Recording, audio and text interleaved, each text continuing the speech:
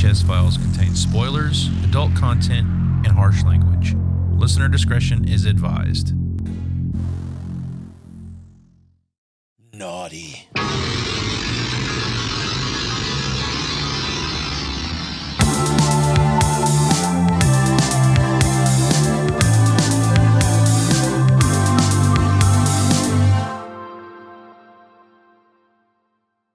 Merry Christmas. It's the Christmas season, and tonight we're talking about jolly old Saint Nick when he goes on a murderous rampage. Punish!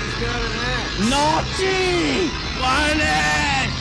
Welcome to the VHS Files Podcast. My name's Josh. I'm here as always with Eric and Jason, who's also in the holiday spirit. He's Eric's grinching it. He's like, bah humbug, this shit.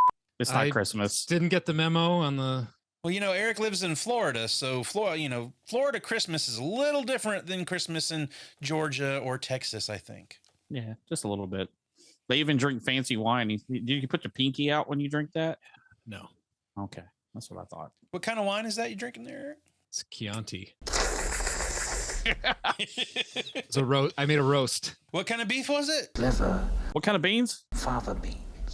We're not talking about Silence of the Lambs tonight. Tonight we're talking about Silent Night, Deadly Night from 1984, the notorious Killer Santa Claus movie that came out and caused quite the controversy in 1984, even though there were already other Killer Santa Claus movies at this point in time. But if you're not familiar with Silent Night, Deadly Night, when a 5-year-old Billy witnesses his mom and dad murdered on Christmas Eve by a man dressed in a Santa Claus outfit, he's left orphaned and traumatized. After physically being abused and mentally tormented at a child Catholic school, Billy goes on a murderous rampage when he's forced to masquerade as Santa Claus on Christmas night in the toy store that he works. That's very good. Very realistic. Isn't it, Mrs. Randall? He's definitely fat and jolly. Going to a Catholic or orphanage would make me go on a murderous rampage too. Yeah. If it was like that one with that lady. Yeah, Mother Superior. Oh, yeah. Mother Superior. We're going to get into talking about this movie and whatever our history is with it. But I have to say, I watched this movie very differently now as an adult than I did when I was a kid. And we will talk about some of the shit that happens in this movie that I think is way fucking crazy nowadays. Oh, yeah, definitely. This movie was directed by Charles E. Sellier. He is not a very well-known director for film. He did a whole lot of television in the 70s and 80s. Producing, writing, most notably for The Life and Times of Grizzly Adams, which I know nothing about. How about you guys? Oh, no, I know it, but you left out the best thing he ever produced from our childhood, and you know what it is. The Boogans. No. Knight Rider 2000. Oh, no. I don't know anything about Knight Rider 2000. Oh, my God. You. I don't know you. I used to watch Knight Rider. What's Knight Rider 2000? Is that like a reboot or something? Yeah, that was after the series ended. It's years later, and Michael gets a new kit. Kit is actually like the early 90s Pontiac Firebird now. Okay. Yeah, and he's red, not black. Wow. So, but yeah, he produced that. I couldn't believe I saw that in there. I was like, what? That's part of my childhood. Oh, sorry. Is it Christmas yet? Oh, sorry. I watched good stuff around that time, so I don't know anything about Knight Rider 2000. Dude, you didn't even watch Iron Eagle or Bill and Ted's Excellent Adventure, so yeah, that's null and void on the good shit for you, bro. I sure didn't. And listeners, viewers, let us know. Do you want to see those on the show? Let us know in the comments below. Anyway, he does have a couple of other directing credits. One for Snowballing, same year as this, which sounds like a movie that shouldn't be rated PG. Is that Triple X? I think I've seen it.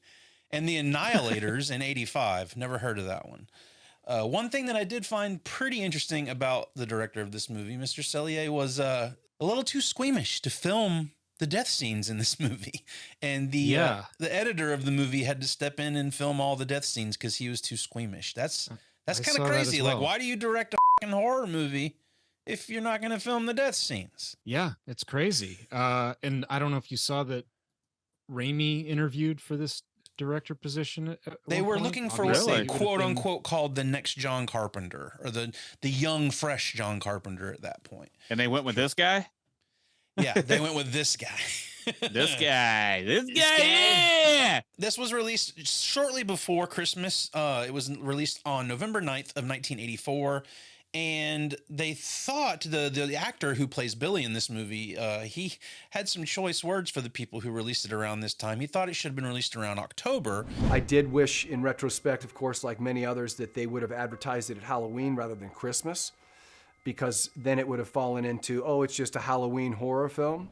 To advertise the film coming out in all theaters around Christmas time, you know, maybe in retrospect they would have done that a little different. And had a budget, $750,000, little measly, $750,000.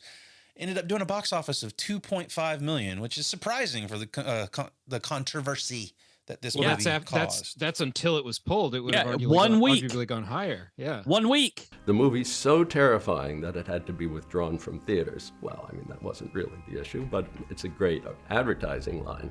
And it was released the same weekend as Nightmare on Elm Street and beat it at the box office. Yes. Now, Nightmare on Elm Street wasn't released in as many theaters as Silent Night, Deadly Night was. Yeah. So that's where it kind of edged it out a little bit. But it did beat, technically, Nightmare on Elm Street in its first week. That's impossible. But before we get into talking about Silent Night, Deadly Night, Eric, why don't you tell us what was going on in 1984? Let's jump in the DeLorean and head back in time. We're sending you back in time. Whoa, this is heavy. Yes, Josh. In 1984, people in their sleeveless net T-shirts and their pinstripe jeans were cruising in their Chevy Cavalier. Crapalier. Radio playing the hits like Prince's Purple Rain or Van Halen's Jump.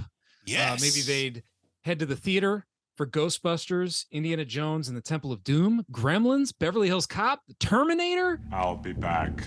Karate Kid, Nightmare on Elm Street, as you mentioned. Silent Night, Deadly Night. What a year for movies, huh? The Baltimore Colts moved to Indianapolis in 1984. You guys know I love football. I know Jason does too. You guys know why football players don't wear glasses? It's because it's a contact sport. That's a good one. Anyway, after 37 weeks, Michael Jackson's Thriller is knocked off as top album. By who? Any guesses? Sheila E. No. Whitney Houston? I'll give you a hint. It's a movie soundtrack. Taylor Swift. No, she wasn't even born yet, dude. It was the soundtrack to Footloose. Love it. Pete Rose becomes the first to get 4,000 hits in a career. I used to collect baseball cards as a kid. I got to know a lot of players that way. You guys know what Pee Wee Herman's favorite baseball teams are? Tell me. The Expos and the Yankees. We don't have to involve the authorities in this matter, do we, Mr. Buxton? It was a simple mistake, and I'm really sorry. And finally, I know you guys are like me. When you work out, you like to sweat.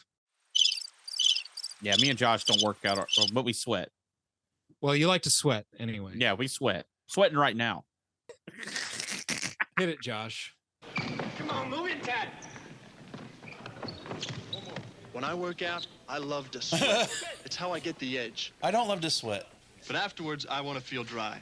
So Speed Stick Antiperspirant gives me an edge, too. Speed Stick's the wide stick. It goes on dry. For man-sized protection in just a few strokes. Man-sized. Game you're in. Few strokes. Man-sized. Let the wide stick give you the edge. Speed This is the best part. Super dry antiperspirant. By Menon. God, we grew up our whole childhood with By Menon. What's up, everyone? Merry Christmas. Just want to jump in here and say real quick that if you're a fan of shirts like this, check out our friends over at cavitycolors.com. Just click on the link below and use the code VHS Files Podcast for 10% off of your entire order over at Cavity Colors. Get yourself a Silent Night, Deadly Night shirt. Get you a Reanimator shirt. Get you a Thing shirt. All of their designs are awesome. Their shirts are made from quality material, and you represent the horror movies you love. So for Christmas, head over to cavitycolors.com redbubble.com.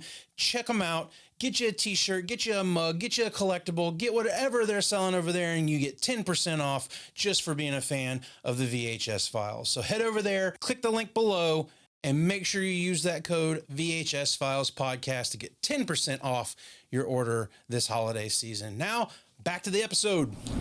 All right, Eric. Well, thanks for taking us back in time and letting us know what was going on in 1984. But now let's start talking about Silent Night, Deadly Night. I'm going to take this freaking Santa hat off because it's hot as balls in here. Ah, there you go. Oh, Josh, that's a nice hat you got there. Oh, you like that? You like that hat right there? Where might someone get a hat like that, Josh? You can actually go to redbubble.com and check out our store. We have our merch up there. You can get this design on a t-shirt, a hat, a coffee mug, a tumbler, all kinds of stuff. So head over to our Redbubble store so you can pick up some merch and support VHS Files. Help us keep doing what we're doing. We love it. We want to keep doing it. Help us keep doing it. Hey, you think these Santa hats and shirts, they're not free. we're here. And that we got to pay for Eric's alcohol problem. Alcohol? Yeah. Yeah. We're gonna have to pay for his AA after that. All right. Well, we're gonna start talking about Silent Night, Deadly Night, and I got a little game we're gonna play.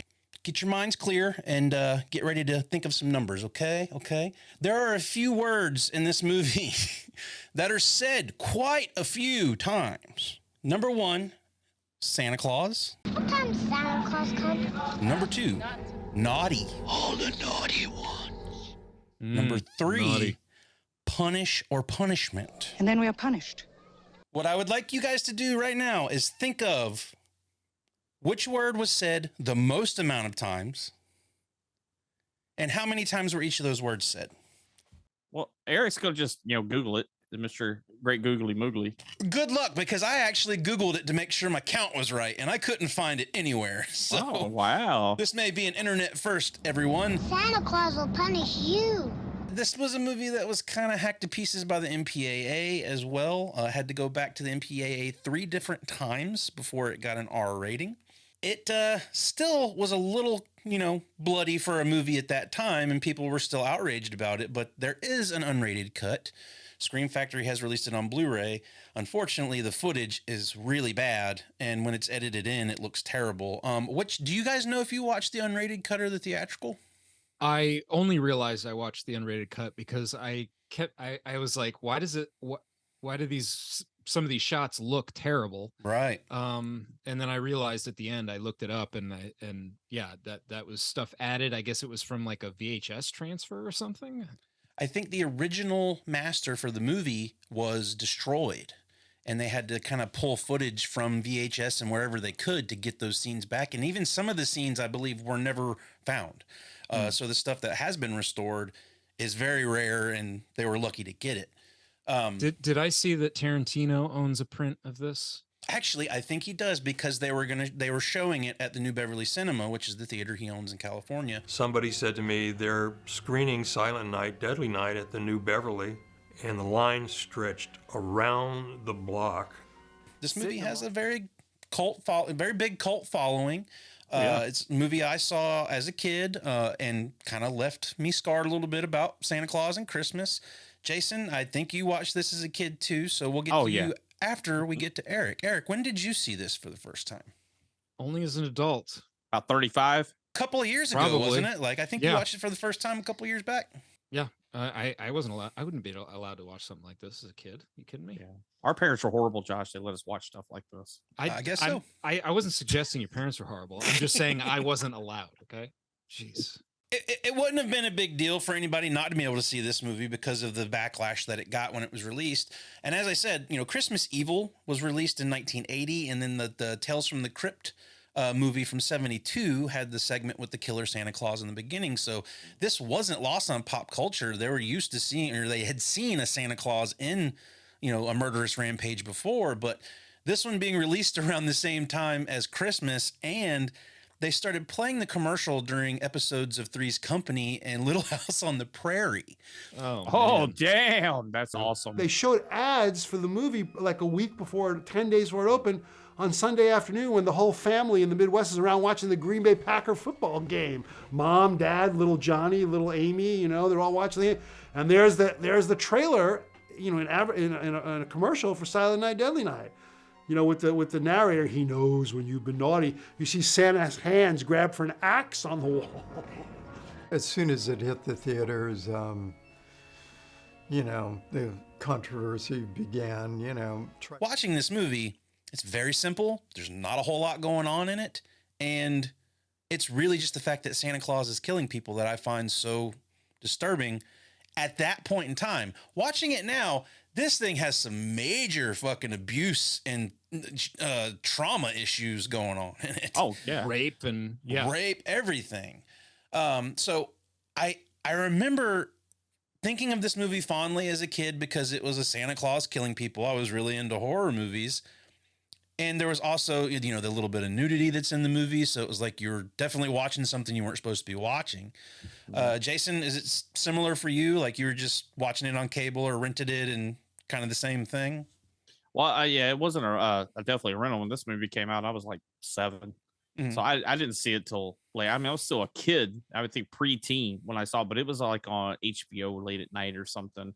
And by this time, you're like, shoot, I'd already seen Friday the 13th and Halloween. And I remember always seeing this box at the video store, but I just never asked to watch it. That is one thing I do remember seeing the box in the horror section.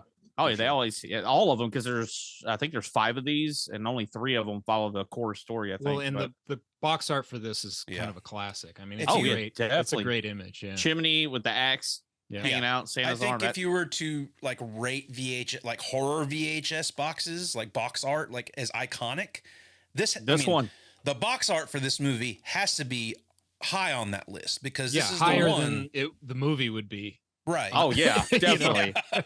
But yeah, seeing this as a kid, at that time, you don't understand what's going on. You definitely understand that you feel like you're watching something naughty. Naughty. Yeah, very naughty. Naughty. Very naughty. And if your mom walked in, you would be punished. Punish. But I do remember like going through this movie and I enjoyed it. It was cool because Halloween's my favorite holiday. Christmas was fun as a kid, but it was like, hey, it's Christmas. It's all about good, Santa on the Coca-Cola commercials and on the artwork for all these different things. And then you see Santa walking around with with this, chopping people up. Like, whoa, okay, Santa's cool. Yeah. I'm down with Santa. Because I hadn't seen Christmas Evil, and I think I may have seen the Tales from the Crypt one, but this one stuck with me. Right. You mentioning Coke. I guess that was a big reason it got pulled as well, because Coke was somehow involved financially with the film. Oh, I don't know. I didn't know about that. Interests with Christmas, and of course, like using Santa Claus and Christmas in their marketing heavily. The movie that shocked America, outraged Hollywood, and frightened the government. I don't know if you saw like I saw the little Siskel and Ebert clip where they were like calling out the filmmakers and shaming them, like by name on the show. Like, and Ira Richard Barmack produced it.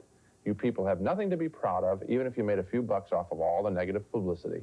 Your profits truly are blood money. Shame on you, Siskel, and shame on you, Ebert, because I don't believe you. I think it was the height of hypocrisy for them to take that attitude. If they genuinely were horrified at the picture, they know very well that the most effective thing they could have done is to not review the picture. The critics fucking hated this movie, bro. Leonard Maltin, he's a film critic and film historian, denounced the movie, calling it a worthless splatter film, citing it as a bomb, and said, "What's next? The Easter Bunny as a child molester?" That was his review of this movie. Did anyone ever make that movie, Child Molester Easter Bunny? I mean, A24 is always looking for ideas. It's in development. It's in development hell. Hey, make sure you notate that so Eric gets something on the back end for that movie. No, I don't want any affiliation with that film. No. Eric, in 2022, you said that you wanted to financially back a movie about the Easter Bunny. We're going to cancel you now. But just getting started in this movie, I mean, we open with the Griswold family truckster heading to get the Griswold family Christmas tree. La la la la la la la la. Take it, Russ. La la la la la la la la. All right, I got to say something about this. This is the longest unneeded car ride shot ever. I mean, it goes on for fucking ever. Is it? Even after we get the little bit of talk in the car, it's more cuts of the car driving to go see Grandpa. And I'm like, holy shit, we could have cut a good 2.5 minutes out of this whole shot. Quick side question. You're talking about cutting minutes out. Yeah.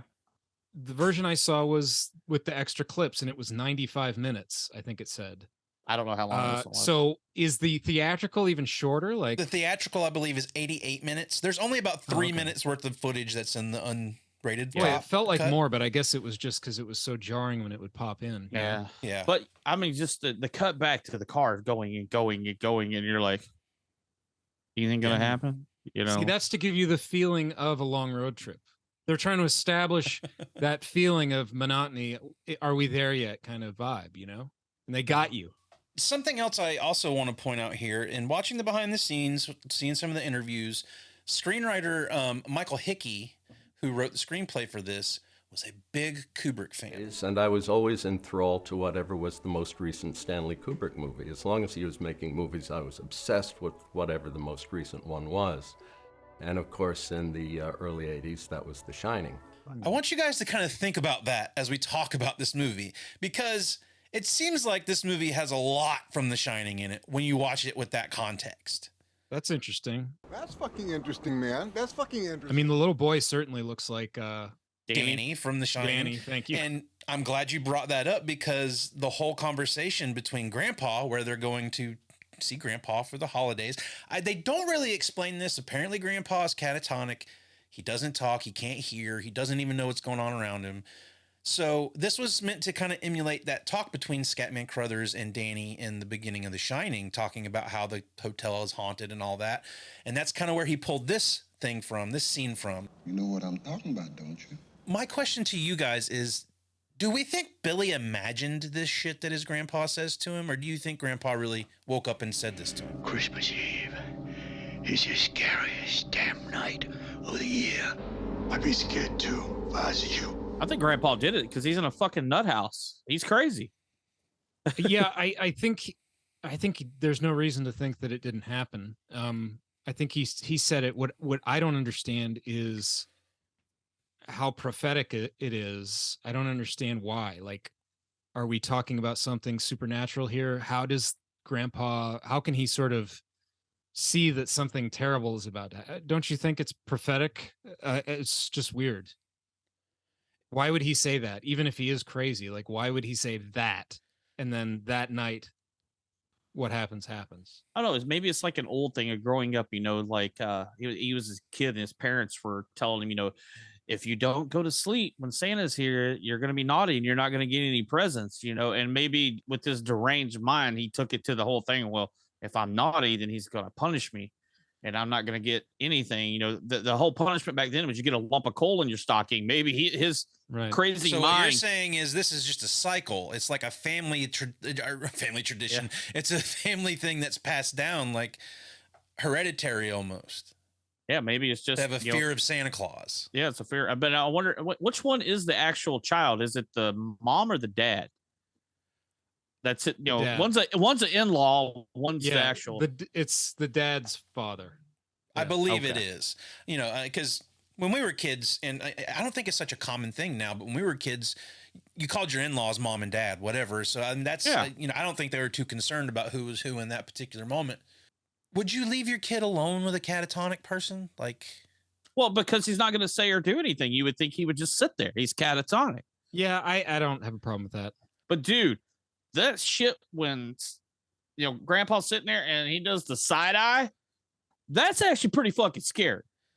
Just the side eye of Grandpa, he don't move, and all of a sudden, hey boy, he looks so, you know, whoa. In my opinion, Grandpa's the scariest part of this movie. Oh, dude. Scary. Yeah. Like, I mean, that's the thing that freaked me out the most as a kid. I was like, it was almost like watching Rambo, seeing Billy go kill people as Santa Claus for me.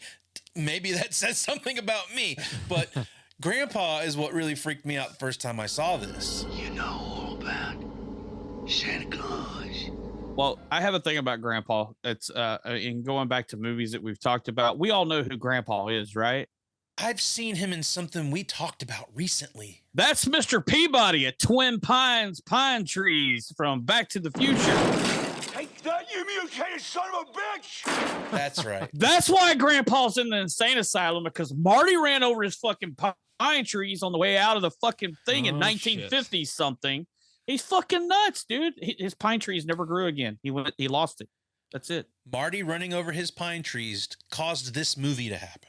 Yeah. He started hating Christmas because the pine tree, people use those little trees as Christmas trees. Problem solved. I got it.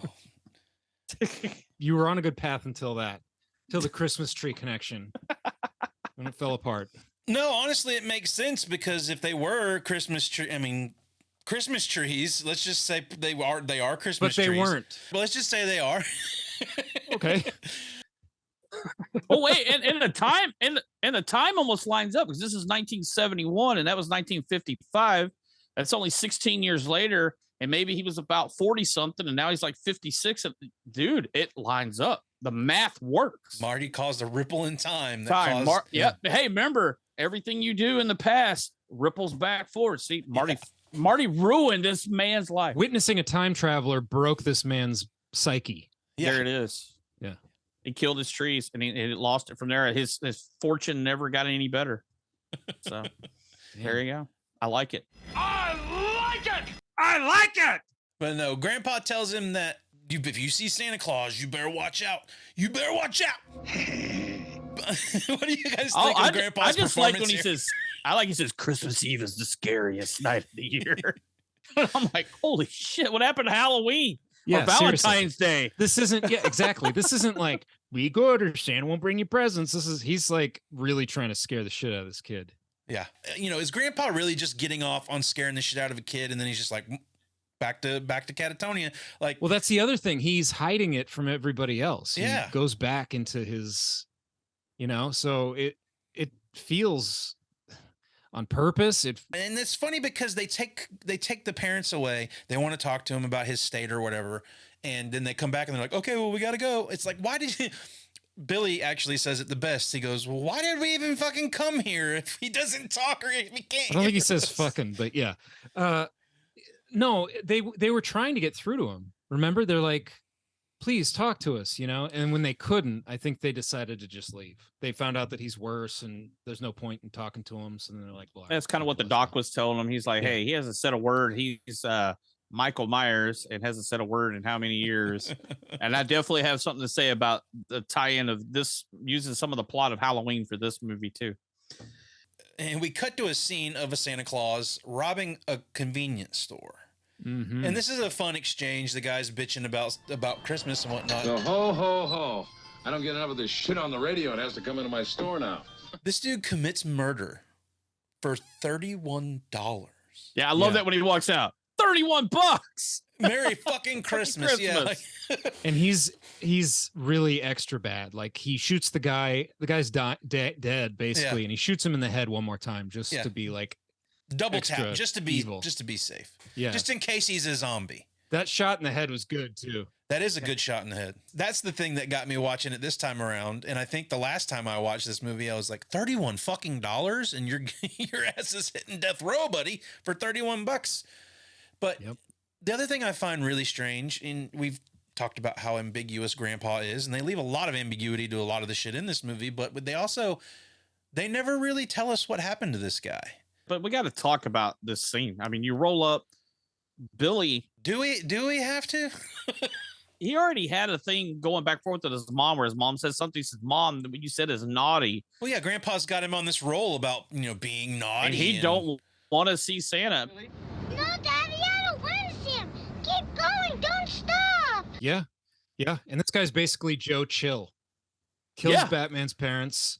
Yep, disappears, never to be caught. Although, they do yeah. We don't even get what happened to him. Right. I don't know. But dude, that scene, he's a crack shot as Dad's driving backwards, shoots him right in the head. And then, the scene with I was seeing this the first time as a kid. I can remember. I thought he was going to kill the kid too, the baby in the car. Yeah. I really thought that was going to happen. And I'm like, even as a child, you're like, okay, you don't want to see babies die. The producers and the writers and whatnot sort of took this movie as a little bit of a joke. like, oh, we're going to make a killer fucking Santa Claus movie, The idea of a Santa Claus slasher movie was not mine, would never have been mine. And if I had thought of it, I wouldn't have thought about it for more than 5 seconds. And I think that comes through in this movie a little bit. Some of it seems a little uninspired. It seems like they're really pulling a lot of shit from other horror movies and just making it Christmas, Mm-hmm. Well, it doesn't pull any punches. Oh, no. In as far as like brutality goes, right. Which I think elevates it a little bit, even though it's, relatively simple story. That scene is pretty rough. The mother, tearing her shirt off, baby's screaming the whole time, Billy's face reacting to all this happening. That's pretty freaking heavy, dude. Yeah. And, this movie is interesting because, as a slasher, it's like, instead of these other slasher movies or slasher like villain guys like Jason and Michael and stuff like that, like we're focusing on Billy in this, and we're basically following Billy through the whole thing. Like we don't really learn much about anybody else. Yeah, and we're supposed to have empathy for Billy, starting this movie out. He goes through it, man. Yeah, I mean, and it's a strange sort of way to, like you said, following the villain through the movie as opposed to the hero in a sense. But let's talk about the real villain of this movie, Motherfucking Superior. Yes. I don't think so. This woman is an abusive bitch. When I was a kid, this stuff never really got to me. It was just sort of the plot lines moving the movie along for me. But watching it now, I'm like, no fucking wonder this kid killed people. He has had nothing but trauma and abuse his whole life. Right. And Mother Superior is the fucking worst, dude. So bad. And I think that was another thing that led to the controversy of this movie, is how it depicted the Catholic Church as well. I mean, you've always heard the stories of Catholic, the ruler across the top of your hands when you're done something bad, no dinner, go to bed with no dinner type stuff or whatever, But I mean, right here, like you said, Billy just experienced what he went through. This is 3 years later, 1974. He's in the orphanage. And I mean, Sister Margaret knows that he's experienced a massive amount of trauma. You gotta, support her. She understands what the fuck's going on. But the idea of it'd be like, to say, hey, all right, this dog has been abused. I just took in. I'm just going to keep hitting it with a broom over the head. It'll get better. Right. Yeah. It doesn't work that way. Yeah. I think this conversation and some of these things are like mirroring a broader conversation of like mental health. Yeah. In our Big society, time. like, and how to deal with it, I'm thinking, around this time period, people are kind of becoming a little more educated on that kind of stuff and realizing that you can't always fix everything with force or, punishment, that kind of stuff with discipline. Which is the big thing that Mother Superior is all about, is punishment. Punishment is absolute. Punishment is necessary. Punishment is good. Yes, Mother Superior. But the thing with this movie and the time that it came out, was it commentary? Like, were the writers writing it as a commentary on this sort of thing? Or was it serious? Like, was it just like, no, we need to move the plot along and this is how we're going to do it? It may not have been intentional, deep dive commentary, but it might just be a reflection of the writer's perspectives on things, sort of society was kind of moving away from that mentality, and as the writers wrote the story, that's that's the way they felt about it. So, or maybe it was them trying to say, hey, in the world we live in, once you go and adopt a kid, so this Mother Superior isn't abusing them, and bring them into a loving home and show them support, get out and adopt one of these children, because this is how sometimes it is where they're big at. Adoption ad. There it is. The whole thing is like, you can keep somebody from turning into a murderous Santa. We're finding the real themes of Silent Night, Deadly Night here on the VHS Files. I think if anything, this would dissuade you from going to an orphanage to get a child to bring home. Well, I don't know what I'm saying. Maybe, but like Josh was saying, Billy, there's tons of kids who have experienced something terrible in their lives. Sure. But what Mother Superior does to him, it just pushes it to the point of breaking. Yeah. And you kind of even see that when after everything he's been through with when he saw the two kids making out and what she does to him, and the one sister let him go outside and play, but yet he gets punished for it because he left his room, even though he was told to go outside. I think she punishes him because he was spying on them being naughty. No, she said, "Did you leave your room?" And he went, "Yes." And then she punished him for that too, even though Sister Margaret said it was okay to go outside. Yeah, Sister Margaret definitely needs to hold Mother Superior accountable for some shit. It's like, who do you report to above Mother Superior to let somebody know what she's doing to these kids? I don't know. You can't talk to the father across the street because he's deaf. He's deaf. We'll get to the deaf father later. Yeah, you can't talk to the priest across the street. You can't hear you. So. Maybe she did tell him, but he just didn't hear her. He just like, I got you. Like, I told him so many times about Mother Superior. God, nobody's doing anything. But that's, where I really get over the edge with Mother Superior is when Billy just has a nightmare about the trauma he has experienced in his life. She proceeds to tie him to the fucking bed. Yes. Yeah. It's just, this movie makes me so angry as an adult. She just ratchets up the control on him. The more out of control he gets, which just makes him even crazier. Yeah. But at the end, like at this end of this whole segment, after everything goes by, dude, for one thing, I loved it when Billy punched the fuck out of Santa when she tried to make him sit. It's like, dude, I mean, that's a good right hook, man. Boom! Santa on the fucking ground. What the hell's wrong with that kid? You really see, excuse me, how far she pushes him when he goes in that room in that final shot where you hear her say something like that, and that freeze shot of his face. Oh, yeah. You're like, you feel bad for Billy right there. Absolutely. Like I said, you have empathy for the main character because look what he just went through in a series in just one day or 2 days, kind of. And imagine this has gone on for how many years? Right. Yeah. I mean, yeah, of course he's dresses as Santa and runs around and kills people. Well, that's not his choice. We'll get to that. But you also get a little bit of whiplash from Mother Superior because after all that shit happens, it's recess time again. She's talking to Sister Margaret. She's like, he'll be good from now on. And because it's Christmas, and Sister Margaret even says, yeah, he's always better after Christmas. After Christmas. Christmas is traumatizing for the boy. Right. And she's like, oh no, he's going to sit on Santa's lap. And it's like, but it's also important to note that Mother Superior sort of enforces this idea of like sex is bad and naughty. Yeah. Right. So like, after watching his mother be sexually violated and then getting like beaten and, get this concept of like sex and lust is evil and God, will punish you, that kind of stuff. So now he's all messed up. Like he just associates sex with violence, sex with sin. Sex is naughty. I mean, that's And what happens in a horror movie if you have sex? You're gonna die. You're gonna die. You're gonna die. We're already on the horror movie trope right here. They're teaching that sex is bad. Yeah. And you're gonna die. The reason we have those tropes is because of movies like this. We jump time 10 years, 1984. And you've got Sister Margaret talking to Mr. Sims. Trying to get him to hire Billy. Billy needs a job. So, we don't know what happened in this 10 years between him being, a kid to now.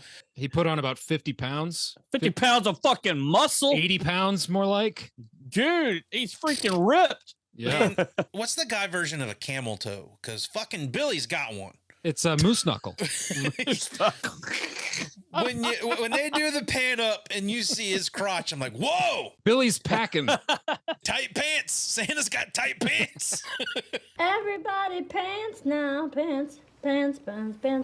Billy's got a lump of coal in his pants. Yeah. As Mr. Sims sees him, he's like, oh, okay, well, maybe I can use this kid to move some boxes and racks around in the store. He starts Monday morning, 9 o'clock, sharp. And then we get our joyous Billy 80s montage. Dude, I love this happy music montage of how wholesome Billy is. And when he gets offered some J&B, he goes, no, I have a carton of milk. It's just, I'm like, it's just like wholesome, like a Campbell soup commercial or something. I don't know. So what do you think the intention is here? Are they trying to be funny with this, or is this completely earnest? Like they're just doing a montage of him working for a while? Because I can't tell. I feel like watching it now, it feels like a spoofing something, but maybe not. I'm not sure. That's the thing. The context that it was in 1984 was probably very serious and straightforward. Yeah. Watching it now, you see I don't even know if it's spoof, but the commentary they're trying to go for with it. But I mean, they're making us feel bad for Billy some more. Like, oh, he's gotten his life together. He's past this. Right. And of course, we're watching a movie called Silent Night, Deadly Night. We know where it's going to end up, but still, like, it just makes you feel that much more worse for Billy when he does turn. So I love it when he goes to open the banner that says Merry Christmas and you see that big picture of Santa on it. You just kind of get that cut to Billy like, oh, fuck. He's just like Triggered. Traumatized. You see him kind of going. Triggered. Yeah. My favorite part of the Warm Side of the Door montage, that fucking song. On the warm side of the door. What is up with that song? And let me tell you, they had songs recorded for this movie. Yeah. That they were going to release as an album or something, right? Like a soundtrack. Is this one of them? This is Warm one Side of them. the Door? And then there's one. What is that about? What the Warm Side of the Door? I guess that's you're inside, right? You're inside where it's warm with love and fire. That is on the cold side of the door. Dude. On the warm side of the door. Your brother's on the other side of the warm side of the door, man. Good God. He's waiting for you there. He's got the chestnuts roasting on an open fire. I don't know. He's got it going on. It's Christmas time on the warm side of the door. Warm side. They're putting the popcorn on the string, gonna put it on the tree. But my absolute favorite part of this montage is watching all of the toys on the Star Wars toys. Star Wars, He-Man. There's the Castle Grayskull in the background. I'm like, yes. How much money do you think what is in that store is worth nowadays? On that one shelf of vintage Star Wars toys, I bet you that's $500,000 right now. Easily $500,000. That Grayskull is worth a couple of thousand easily. Yeah. Some other toys, Mousetrap, G.I. Joe's, the old Halloween costumes. Oh, I love that. Right there at the door. Yeah, they moved them to the back of the store. Did you notice the Kroll board game in the background? Ooh, no. I don't think I saw that. That's funny. There's Pogo Stick. There's Rolf from Muppets. Lots of toys. That was fun having like real toys in this toy store, not just like some fakey toys, I mean, that's where the nostalgia for this movie really ramps up, is when you're seeing all those toys in the back. What's funny is like going through this and I'm watching this now is like I work at a local hardware store, and this totally reminds me as a high school kid working at the store during Christmas time, loading boxes and moving around. And that's kind of how the owner of the store was back then. Mr. Hands-on, help everybody, make sure all the stuff's put out. And I'm like, oh my God, I'm having a flashback to like 1994. Absolutely. Yeah, it's funny the small. I do kind of like this section of the movie in the toy store. Yeah, how you've got the staff and it's Christmas night and they close down and they're gonna 7 o'clock have their like Christmas party. It's kind of a nice vibe, Yeah. And we get introduced to a few new characters here. You've got Pamela, who's the quote unquote hot girl in the store that Billy's been having some dreams about. And there's another question I have is, where does Billy live? Because we cut to that scene of the dream sequence of him and Pamela, and he's having, these sexy time dreams, and that's naughty. He shouldn't be doing that. He doesn't want to be naughty. Impure thoughts. He's having impure thoughts, you guys. Sinful thoughts. He wakes up in a bed in a room, but does he still live at the orphanage, or is he on his own now? I think he probably lives in the basement at the orphanage. I think he's helping him out because the sister brought him in. So he's either at the orphanage still, or he's at maybe the church across the street. They're just giving him a place to stay because nobody ever doesn't have a adopted job until now. Yeah, he just got his first job. I don't know if he could again, afford just an apartment. something they left ambiguous that I was like, that doesn't make a whole lot of sense, but okay. We're also introduced to Andy, dickhead, low rent Joe Pesci in this movie. Oh, bad. This is like great value Joe Pesci. Oh, is that so, wise ass? I say that because Jenny and I actually watched My Cousin Vinny last night, and I've got Joe Pesci on the brain, but this guy does kind of resemble Pesci a little bit and sort of talks like him.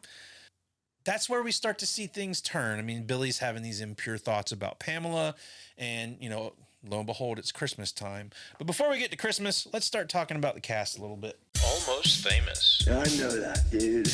I don't know them. I know her. Haven't you ever heard of that guy? What's his name? That guy who was in that movie that was out last year. I'm sort of famous for being almost famous. Almost Famous is where we discuss the actors and the background of the movie that we've seen somewhere. We just can't quite put our finger on where we saw them. I want to take a little bit of time now to talk about Robert Brian Wilson, who plays Billy in the latter half of the movie. I think he's fucking awful. You shouldn't talk like that. I think he's so fucking bad in this movie. Just leave me alone. And apparently he is not an actor. He was hired off the street. A gentleman came up to us after we had dinner there, and he asked if I were an actor, and I said no. And he then proceeded to tell me that I could be one because... Yeah, but he ended up doing some soap operas. I think he had a little bit of a career after this, but I didn't see him in any other horror or any other movies notably after this.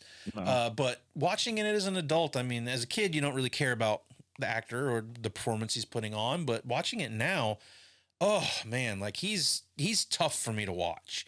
Yeah, he's pretty stiff. Yeah. Notably, Lillian Chauvin, who plays Mother Superior, she was actually... Well, I learned then that she was an acting coach in Hollywood. She asked if I was interested in going through the script with her, and she would help me with the moment-to-moment stuff that's going to happen, where the camera's going to be, how tight things are going to be. She was really cool, really a great lady. I know Mother Superior was like, oh, that woman. But she played a fantastic role and a really fine actress. And I was very thankful that she was there, because who knows what we would have had she not offered up her services. Yeah, if he forgot his lines, she would beat him. That's the way it works in this one. So. Yeah, pull the ruler out. Ruler across the knuckles. But I did recognize her from Predator 2. She has a very bit scene in Predator 2, but for some reason, when I see her in this, that's instantly what I think about, is this little tiny part she has in Predator 2. She's the Predator, right? Yeah, she takes off the mask and she goes, punish! She was also in Catch Me If You Can and tons of television. I mean, the list of television goes on and on and on and on. Star Trek, X-Files, Murder, She Wrote, Magnum P.I. Look it up on Wikipedia. She does a lot. She did a lot of TV shows. Who do you guys have for picks for Almost Famous? I mean, I would go with the obvious is who I would, but I mean, to me, she's famous. But okay, the rest stop of the world, right there. Stop right there. I know who yours is, so we'll talk about her in a minute. Eric, what about you? I was going to say Britt Leach, Mr. Sims. Oh, no. That was my backup, Britt Leach. I mostly recognize him from television, as he's done quite a bit. But he's also in Weird Science. Where do you think you're going? To a movie? The Great Outdoors and The Last Starfighter. Yep. All those. Yeah, he was in a lot of TV, LA Law, Murder, She Wrote, Coach, Quantum Leap, Happy Days, another, Newhart, like just on all the shows. I think there's so many of these actors that were just on like every TV show. Yeah. You know what I mean? Like they were just working to get work. Knight Rider. There are 2 Halloween movie alumni in this movie. So I wanted to quiz Jason before he talks about the one I knew he was going to pick. Jason, do you recognize 2 people in this movie from Halloween movies? No. No. No. No. Let the record show that Jason really only knows a lot about the first Halloween movie and not much about the other ones. Yeah, that's my favorite movie. The other ones I know a lot about, but I don't know everything about. Well, you've got Mrs. Randall in the toy store. She's in Halloween 4. She's one of the doctors at the beginning of Halloween Part 4. Yeah, she's the one in the back of the ambulance. Yep. Mm-hmm. And then there's also bit part in this, but I saw him and I recognized him. The cop, Officer Barnes, at the end, who's going through the boiler room looking for Billy at the end. I don't remember him. He was the doctor in Halloween Part 5 looking after Danielle Harris. Oh. Yeah, those Halloween movies, those came after this. Yes. Well, but that's not, you know who I'm going to say is almost famous in this. Like I said, to me, but the rest of the world, they would not think she's famous. I know who you're going to say as well. Well, the horror community definitely knows who you're about. She's to talk. famous Yeah, in the horror big time. community. She's famous for a couple of reasons.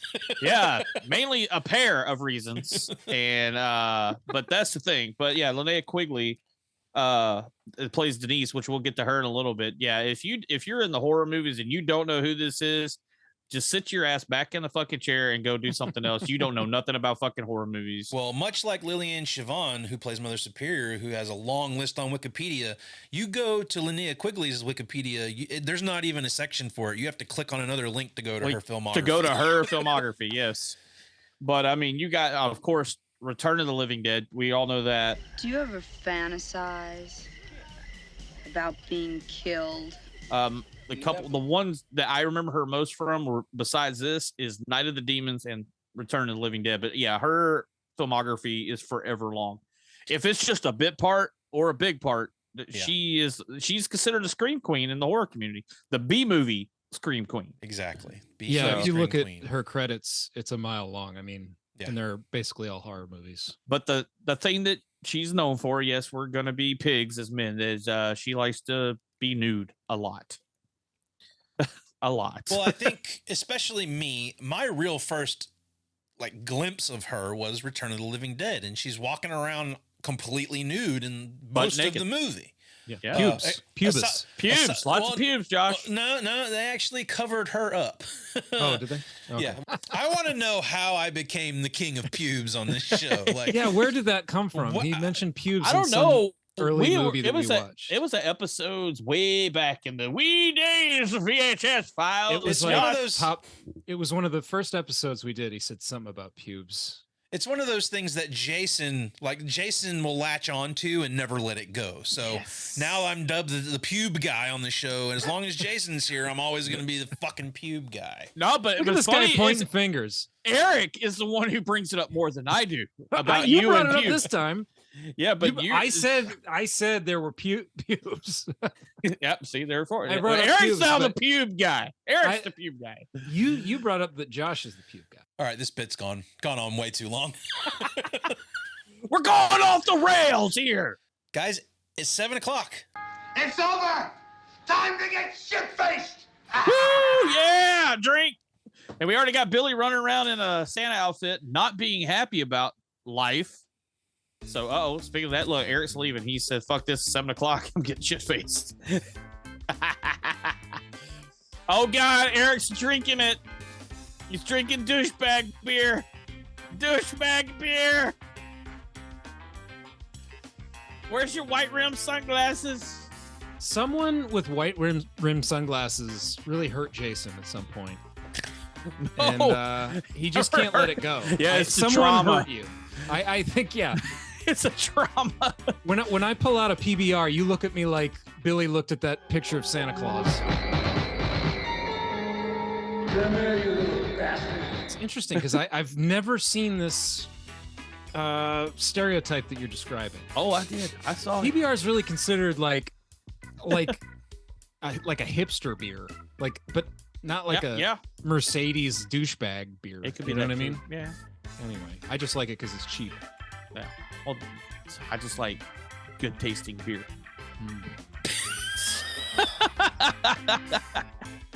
Ladies and gentlemen, welcome to Douchebag Arena.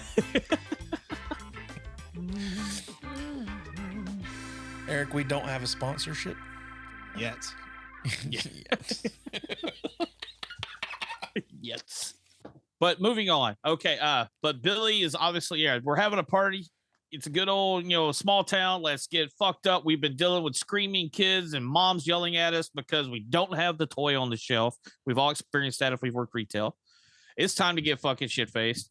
And Billy's going to have his first drink, I think, ever. Stick with me, kids. By the time this party's over, you'll think you are Santa Claus. So that's something I want to talk about. Probably. We've had all of this trauma, all of this abuse to this movie. He seems to be recovering from that, but he does have trouble around Christmas time. We can tell because he's having trouble at the store. But it's not until he's asked to be Santa Claus that he seems to teeter over the edge, especially with the girl on his lap, which that girl on his lap and him talking to her seems really like that scene just is gross. Like there's something really gross about the way he talks to that little kid, the way the kid's sitting on his lap, the way she's struggling to get off of his lap. It's like that was a rough scene for me to watch, man. Yeah, I don't know why. You're being naughty. What are you doing? Yeah. Stop doing that. You're being naughty. And that's his monotone, like the voice he's talking to. I'm like, you're a fucking creeper. If I was a parent, I'd be getting my kid off of his like, let's go. He sure knows how to handle kids. He's great, isn't he?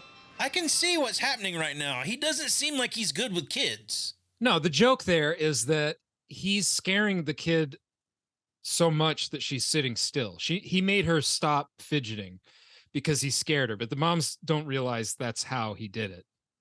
They think he's just good with kids, but really, that's probably how parents feel about Mother Superior too, that she's great controlling the children. No harm must come to the children. Do you understand? This movie's deep, dude. This movie's about abuse. It's about parenting. It's about raising children, how to and how not to raise children, how to help a child that's been through trauma, the impact of abuse. And that brings me to my next point that I wrote down is it kind of feels like this is a PSA for drinking as well, because you've got all this stuff piling on Billy and then they start giving him drinks. Did he get one drink though? I think he had multiple drinks. Well, remember he finished the cup and then he gave him more. And they poured more. Okay. And there's time passing here. So for me, I'm kind of thinking, okay, when they give him the alcohol and shit starts going down, like, is the alcohol what set him into overdrive? And is like, couldn't have helped, right? That could have been the factor that drove him to see what was happening in the stockroom and just snap. Yep. That's kind of what I was reading from it this time around. Yeah. I can honestly say this, like this guy's not an actor. I mean, like you said, it's his first movie, but you see everything going on. He's watching things going on between Pam and Andy, and they go into the back, and you can literally, I even have it in my notes. You can see Billy is slowly becoming quote unquote Santa. And then there's a point where he looks at it and you can literally see the face drop, and he went, Billy is gone. Bye-bye. Ray has gone bye-bye, Egon. Billy's gone. Yeah, he's dressed as the thing he fears the most. Yeah. And then he watches Andy start basically raping her. Yeah. So yeah, it's like a perfect storm of triggers all and at it's once. really not until this scene happens that you start, like, even when this scene starts to happen, you almost can kind of get behind Billy, because it's like, oh, he's attacking Billy because he's attacking Pamela. Like we've seen, yeah, he's attacking Andy because Andy's attacking Pamela. We've seen that he has, these thoughts about Pamela. He's obviously attracted to her, and then it just takes Pamela saying that You're crazy. This is what gets me in some horror movies or movies in general, is when a victim doesn't realize they're the victim. Like, he kills Andy because Andy is raping her. Yeah. Right. Then she calls him crazy. Now, trust me, I understand there's a context there, but still, it's like, you're kind of like, oh, he's defending her. But then she goes to the, oh, you killed him. You're crazy. It's like, right. Again, another thing that just like teeters him over the edge. And then of course right. If she was thanking him, it might be a little different, or maybe not. He goes to kill freaking Andy, like you said, wraps the Christmas tree lights, picks him up one hand. He gets the crazy strong, like Michael picking up people with one arm and holding them up and shoving a knife through them. And then he kills the girl.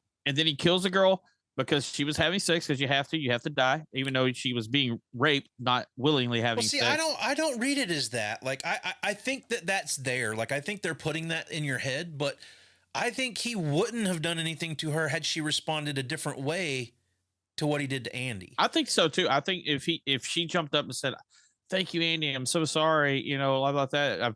It could have been different, but the fact she said, would he? Like, that's really I don't know, because he's gone bye-bye. He's gone bye-bye. At this point, he keeps killing everybody too. Like he's killing everyone seemingly without rules or anything, right? Well, no, there's rules. It's because you got to be naughty. Because when he gets to the house with Denise, she's standing at the doorway with her top off. She's showing her boobs. No, I get her, but what about the rest of the staff?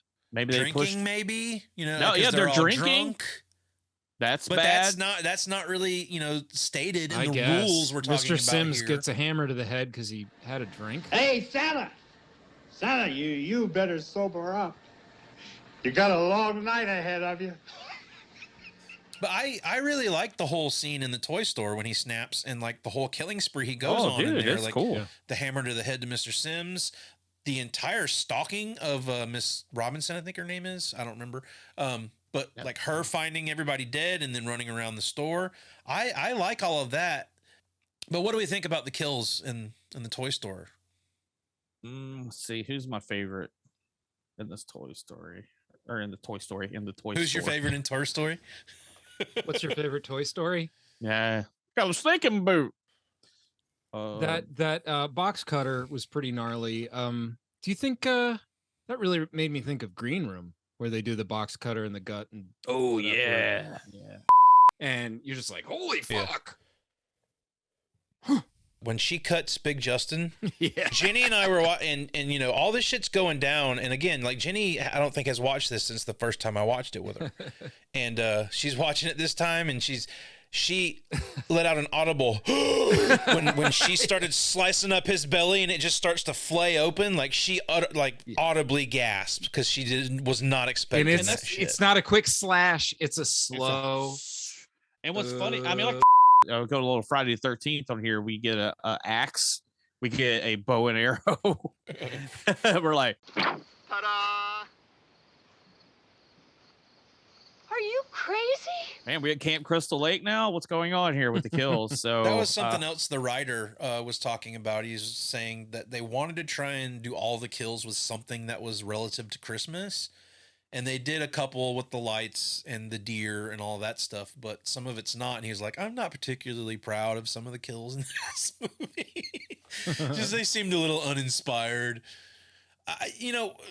When we leave the toy store, though, at this point, we've got Sister Margaret calling to check on Billy, and she starts to find out that something's gone wrong, and she comes to visit him and finds everybody dead. So that's where we start knowing, oh, okay, we have a killer Santa on the loose.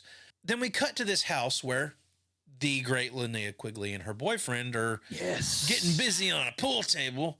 Getting felt on the table, am I right? Right. Why does Billy go to this house? he's not going to the house. He's just walking down the fucking road, finding somebody that's naughty. But I don't know, dude. Like this. He rings the doorbell, right? No, she goes upstairs to let the cat in. She hears the cat jingling a bell. Yeah, which is really Billy walking around outside with the jingle bells on his suit. I find it weird. Oh, maybe he was looking in the window and saw. He's a little peaky boy. Yeah, isn't he? He's walking around. He saw them making out and they're naked. So hey, you gotta die. But like I said, she still opens the door, Linnea Quigley style, just in her shorts and boobs hanging out. Yeah, they were so worried about the kid coming down and seeing them doing what they were doing, and then she runs upstairs half naked.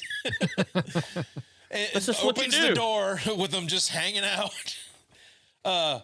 And then punish. We haven't talked about punish or naughty, but that was the thing that I walked away from this movie, just punish.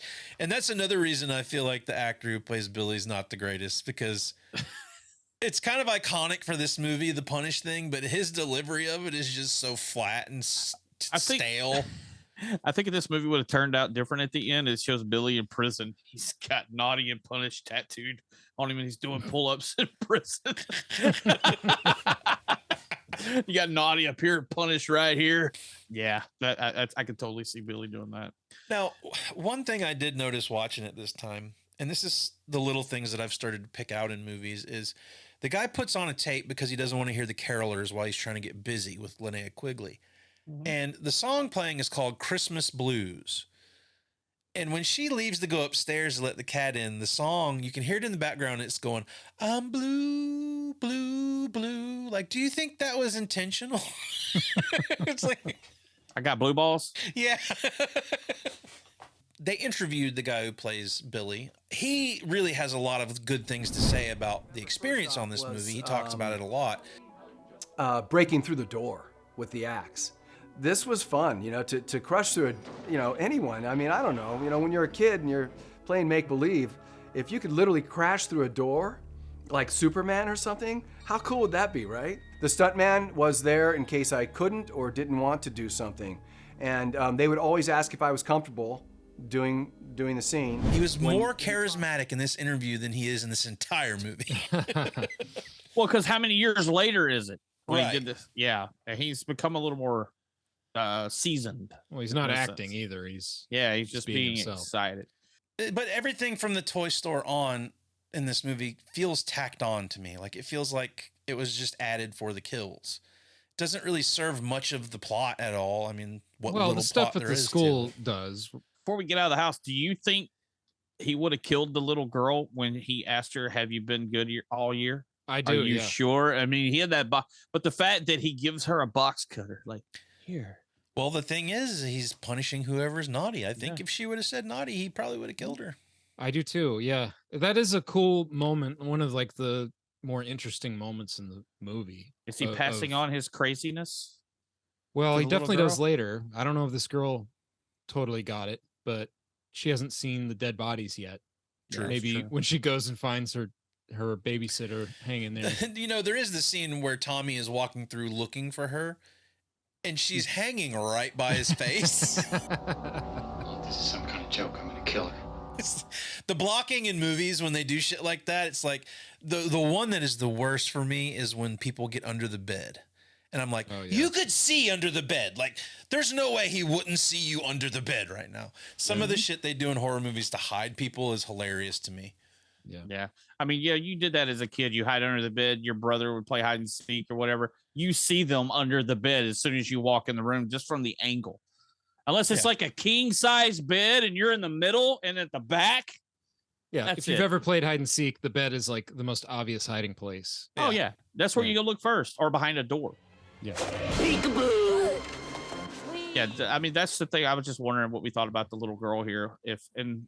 What maybe she becomes damaged. He is just passing on his abuse and the stuff he's lived with, because now he is creating this for other people.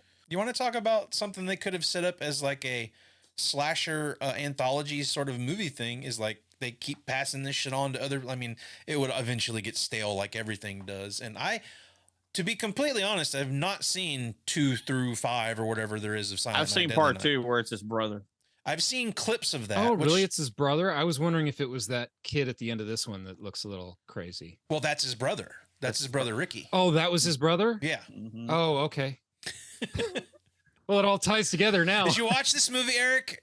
Yeah, I thought that was a different kid because the kids were like talking to each other and Billy, what's wrong? Your brother's a nutcase, that's what's wrong. No, he's not. Take it back. Boys. Kids God, are dicks, kids are man. so nice. Your brother's a nutcase. The snow sled scene. Okay, like this is another thing that I feel like is tacked on. Like these characters have absolutely nothing to do with our story. Grown ass men stealing sleds from these teenagers. yeah, I have a note here that like, is this bully 30 years old? No, it was the 80s, man. He was 21. No, yeah, it was. He left the house. He took off his white rimmed sunglasses and left his PBR and his Camaro. And then he came out there. They just crushed a bucket of PBRs before stealing some kids' sleds. Hey, man, let's go steal some kids' sleds and go down that gnarly fucking hill, man. I'll tell you what, though, if they were using Clark Griswold's sled, they could have gotten out of this a whole lot faster. Yeah, I think Billy would have totally missed him. I mean, it would have been a swing and a miss. You know, it's good. Here, better miss. It'd be like, what the fuck? I wouldn't want to take these out. Like you've got, I mean, it's this is the time like in any slasher or, like in Friday the 13th where just you're random bodies, taking out random characters from the, just some deaths, peppering in some deaths there. And you brought up the runtime earlier. I mean, this movie, the theatrical version is only 88 minutes long. So you cut much more out of this movie. You don't really have a movie, but it still doesn't dissuade me from feeling like these scenes feel a little tacked on just for a body count. And this is another winter, like Christmas scene, sledding, snow, like you're getting more of that theme, the Christmas theme in there, but it has nothing to do with Santa. Yeah, really. Well, the thing is, it's like what Josh was talking about, where they're tacked on, because like in the Friday the 13th and Halloween, you've had some kind of interaction with the character before their death. Right. But generally on most all of them. I mean, you got randoms that they pick off at a gas station or whatever. Randoms, yes. But gas stations. All the victims are kind of randoms after the Toy Story until you get to the orphanage. Toy Story? You can't say Toy Store. Toy Store. Hey, put that up here. How many times has Jason said Toy Story instead of Toy Store in this episode? I imagine like little Jason, like when he was like a little boy, saying to his mom, "Mommy, can we go to the Toy Story?" And then in 1995, this new movie's coming out, and Jason's like, "I want to go see that movie about the Toy Store." Toy Store. Yes, that's it. You got it. Is it like reverse dyslexia or something like that? Yes, that's what it is.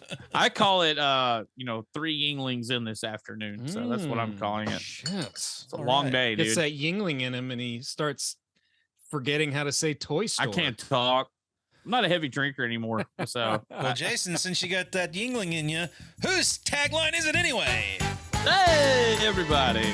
Taglines. I write some. Hollywood did too. And man, I gotta say, this was bad.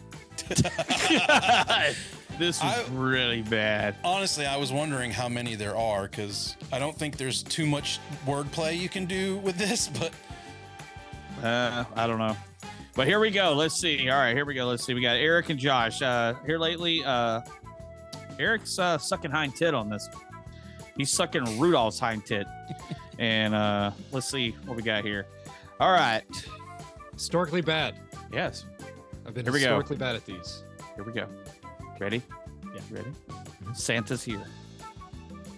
Real. Fake. It's real. Yeah. Fuck. Punish the naughty. That's fake. It is fake. Didn't it be a ding because we got it right? Yeah, you got it right. I don't know. I don't understand the dings and the nose here. He doesn't either. The ding is when it's a real tagline. No. The buzz is when it's not a real tagline. Buzz is when you're wrong. Ding is when you're right. It's my rules. It's my fucking segment. All right. He'll kill you when you're sleeping. Ooh, fake. Fake. It's fake. I wrote it. Ding, ding, ding. See, now y'all are going to play the thing. No matter what I say, you're both going to say it's right because Eric's ahead at this point. Let's see. Some weird logic there. Yeah. He knows when you've been naughty. Oh, y'all now you see y'all are playing the logic game here. Y'all are waiting for the other one to. I'm gonna say real. It's fake. It's real. Yeah! Damn, Eric, you might win this one. I'm just letting him win. Come on. Let me have it. All right. You made it through Halloween. Now try to survive Christmas. Fake. That's fake. It's fake. See? Oh, no. No, yeah. It's real. It's real. You said it was fake. It's on my fucking shirt, bro. It's on your shirt. Cheater. So Josh got a point. All right, here we go. It can either be a tie or Eric can win. No, I got 2. Oh, okay. No, you got 4. You got 4. It's 4-3 right now. All right, the last one. Here we go. Santa is here to slay.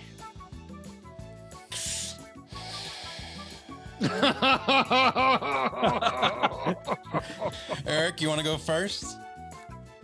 Now, or you want me to go? I'll go first. I don't care. I'll go first. No, I'll go first. All right, ready? First. No, ready? I'm going to go 1, 2, 3, and then answer. You ready? 1, 2, 3. Real. Fake. It is fake. Yes. Eric won. 5-3, dude. Woo! This movie was originally called Sleigh Ride, or what was it? Yeah, something like that. Yeah. Sleigh Ride. Yeah. Hey, dude, you got to admit that's a good one. That was my favorite of mine. Santa is here to slay.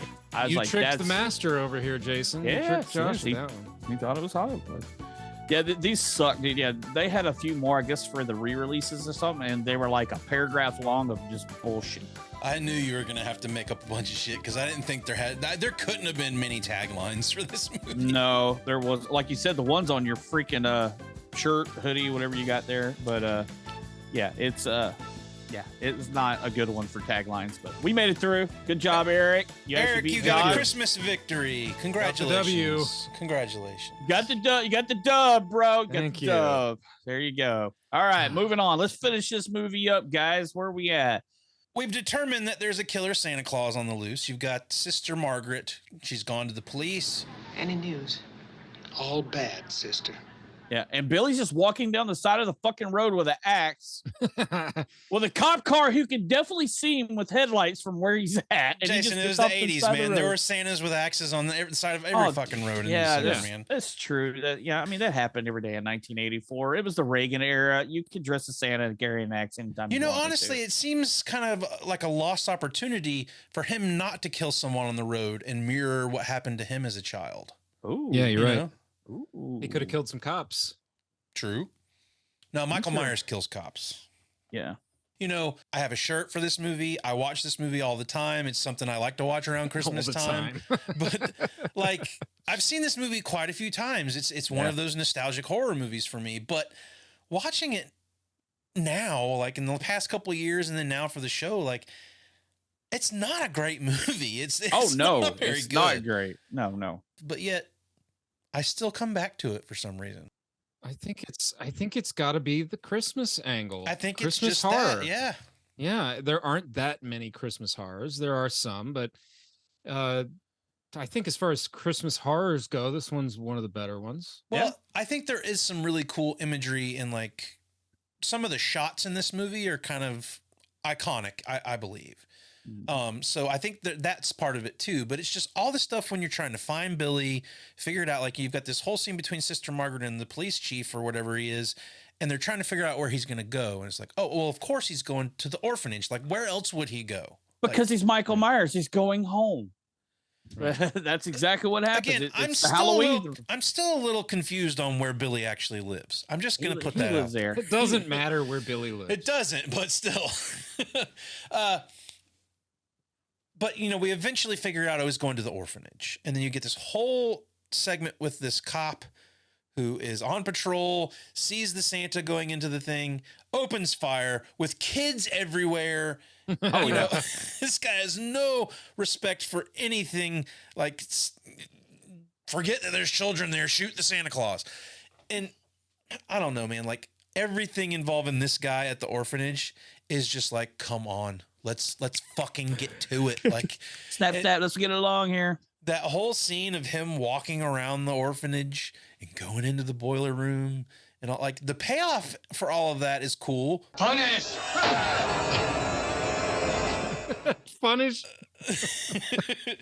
That is a very Jason Voorhees kill too. At the top of him coming up and then right to the gut with the axe. Yeah. That's a very Jason Voorhees. It's also a very Jack Torrance kill as well. That's it. Yeah. I like some of the shots. The school is cool with the mountains behind it. Yeah. And it's like real flat, and then there's just like this huge snowy mountain behind the school. It's like in a valley. Yeah, that was one of the cooler. Kind of looks like the terrain from The Shining.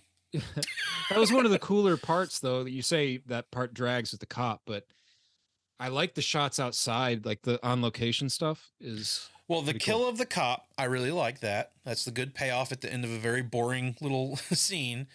Yeah, we didn't need to watch him walk around the entire boiler room. Right. But that's an iconic shot when you see him pick up the axe and right in front of the camera and it's dripping blood. Yeah. And then he cuts the snowman's head off. Yeah, that means for sure. I really like that's my favorite shot of the movie is the axe and then the snowman decapitation. Man, it's pretty cool. He fucking killed Frosty. That fucking son of a bitch. Happy birthday! I'm sorry. And we're back, with Mother Superior, and it's Christmas Day. She's got all the kids. These kids just witnessed a murder. So they have trauma. And then when you get inside, these kids seem like nothing happened. She's just trying to play it off like, oh, you need to calm down. Let's sing some Christmas carols.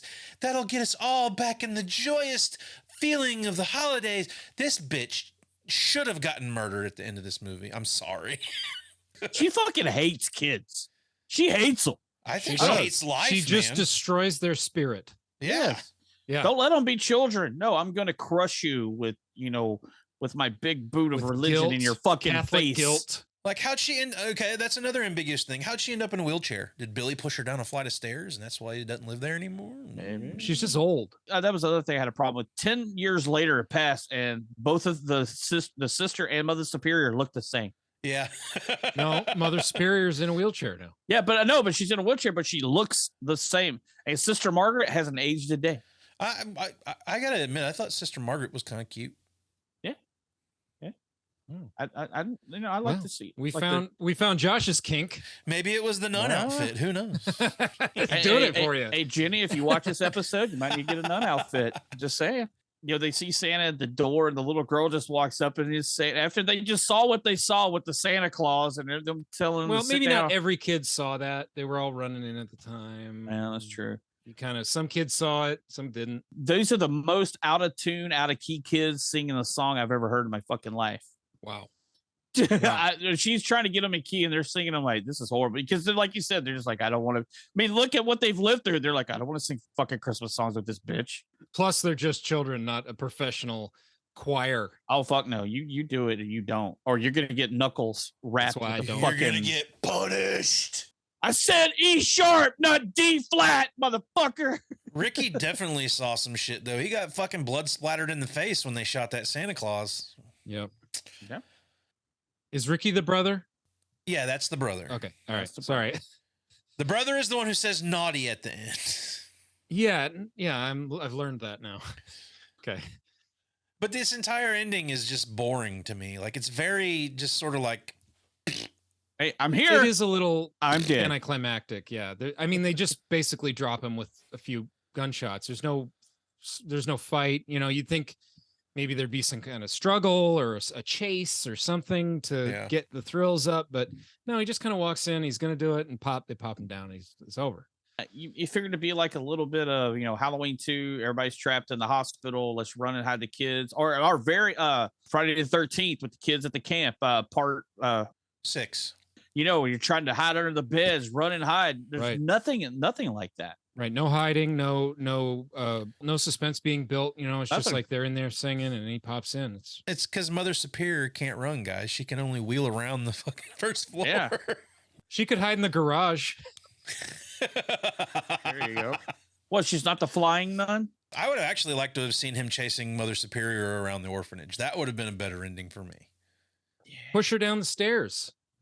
Ooh, Friday the 13th style. Yeah. Push her down fucking stairs. Machete to the face. Machete or axe to the face in this case. So I think he should have stabbed her with a candy cane, because we did not see a candy cane kill in this movie. True. I agree. That's a missed opportunity. Yep. Yeah. No candy cane kills. No icicle kills.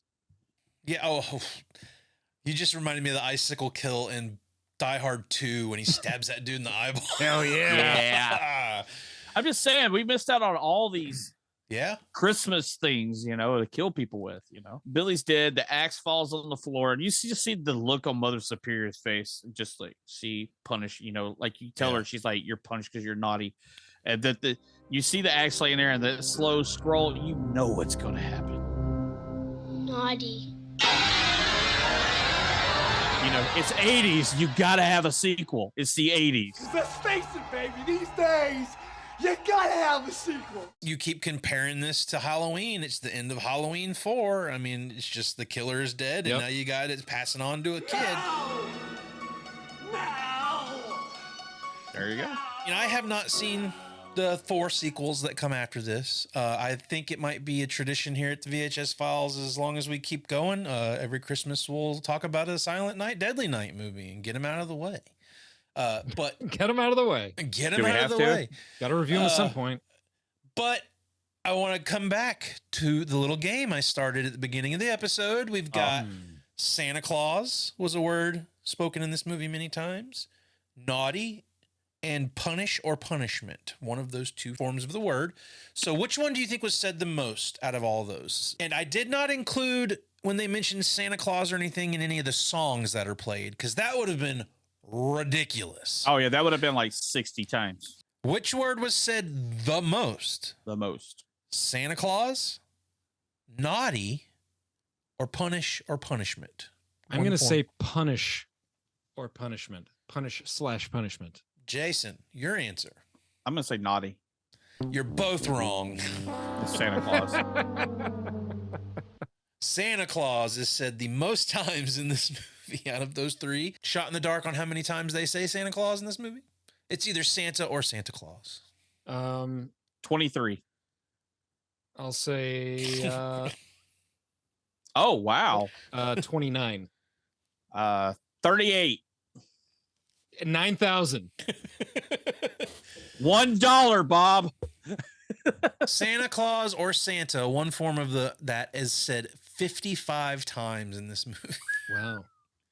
I know, I counted it myself. So how many times is naughty said? Okay, I want you guys to guess how many times you think they say naughty.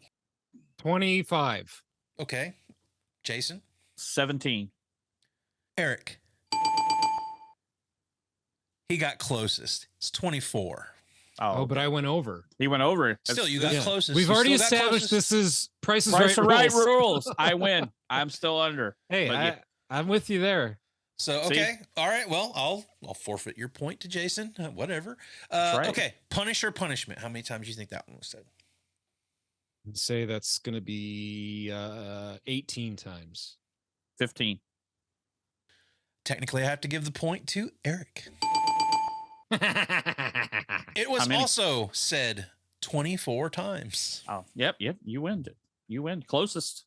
The good, the bad, the ugly. Why?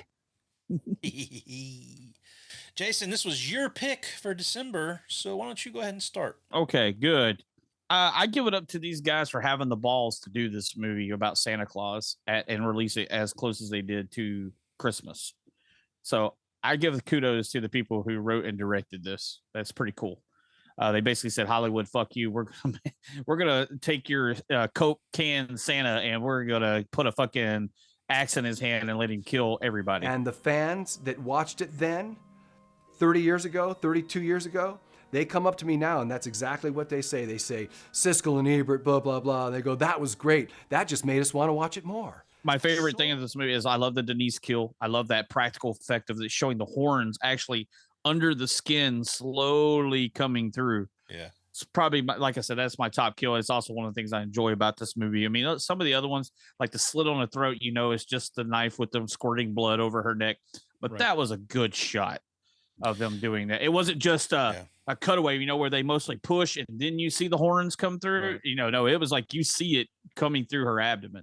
And I like this movie is a B movie. It knows it's a B movie and it stays with that feel. It's not trying to be more than what it is. It's just like, hey, let's make a movie about a killer Santa and let's not take ourselves seriously. I think it's a good story. You can watch it.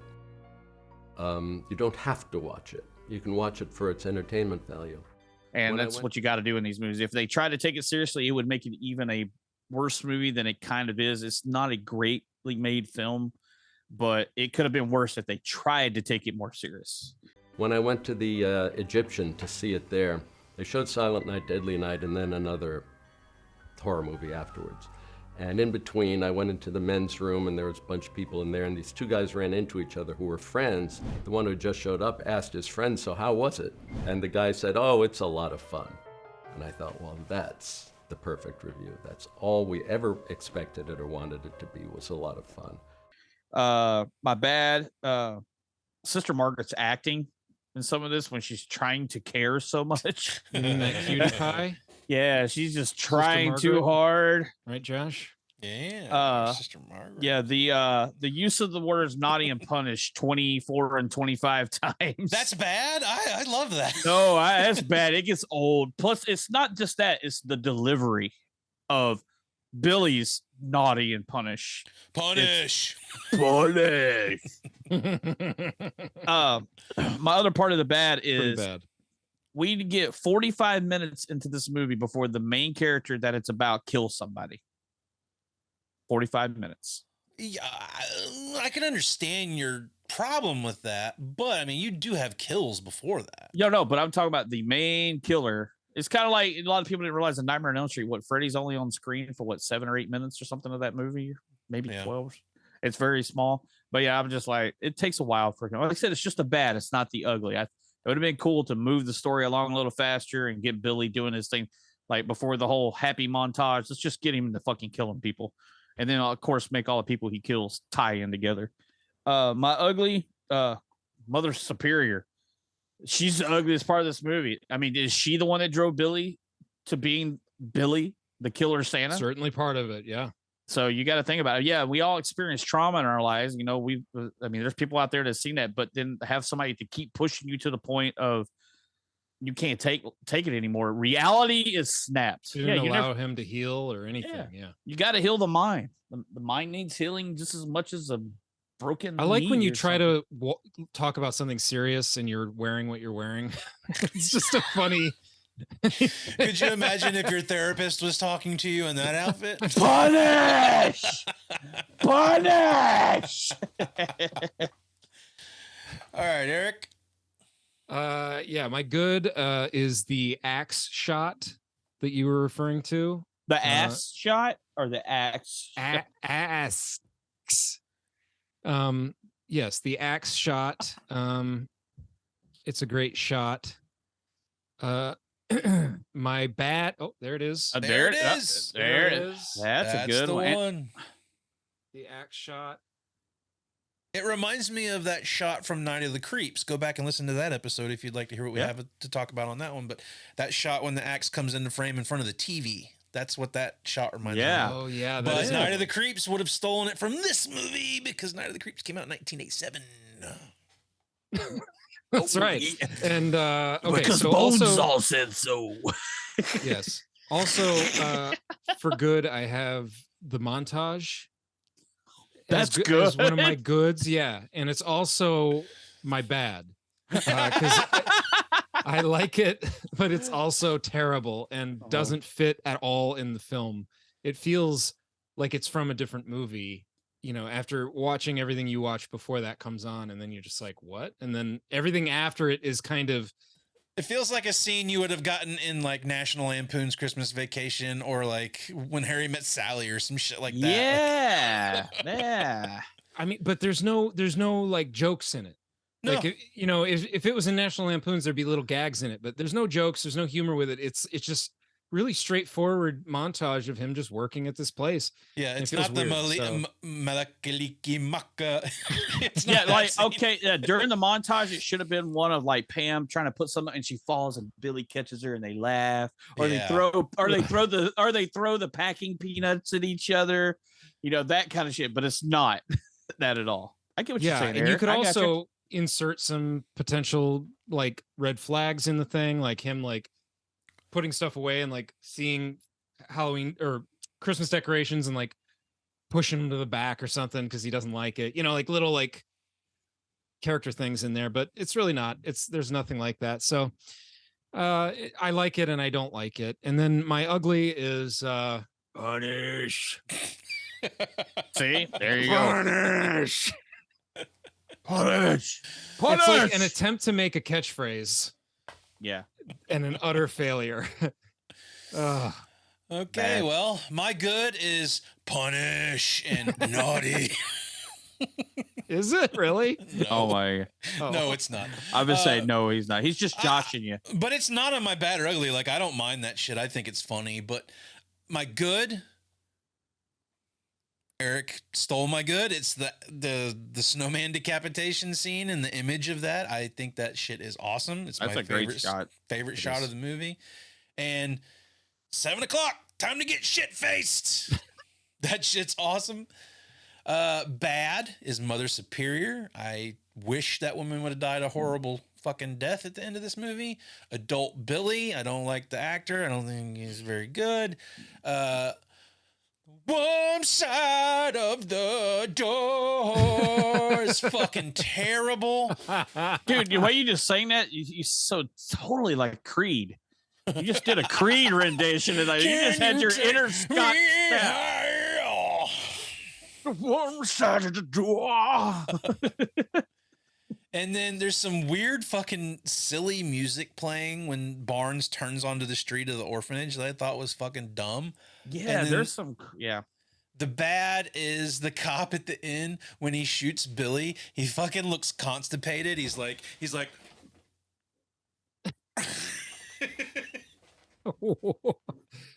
He looks awful, man. I was just like, when I saw him shooting Billy, that's how cops shot their guns in movies back then.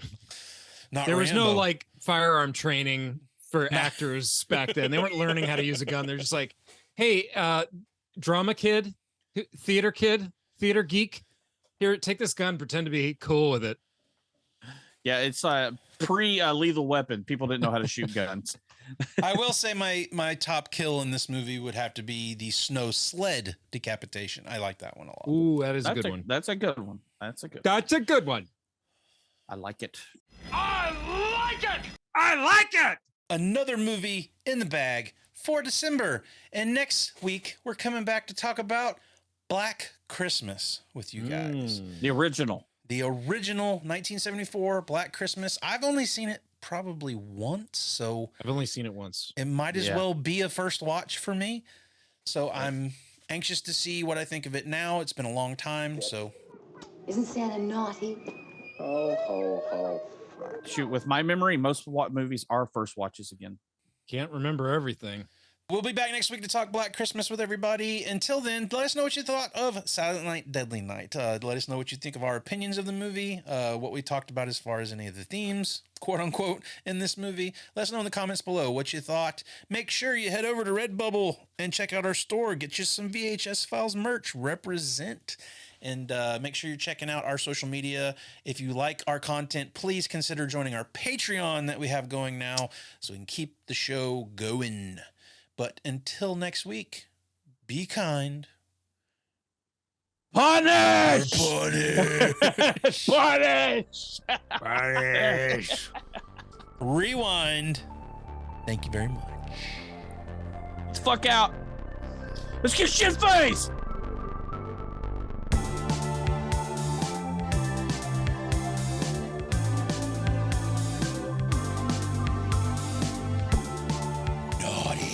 Punish.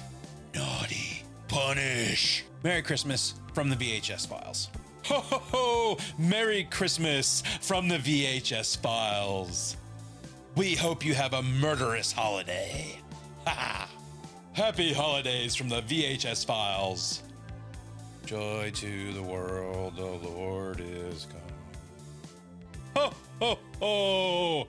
That's about all the spirit you're going to get out of me. Where is Jason? Where is Jason? Punish!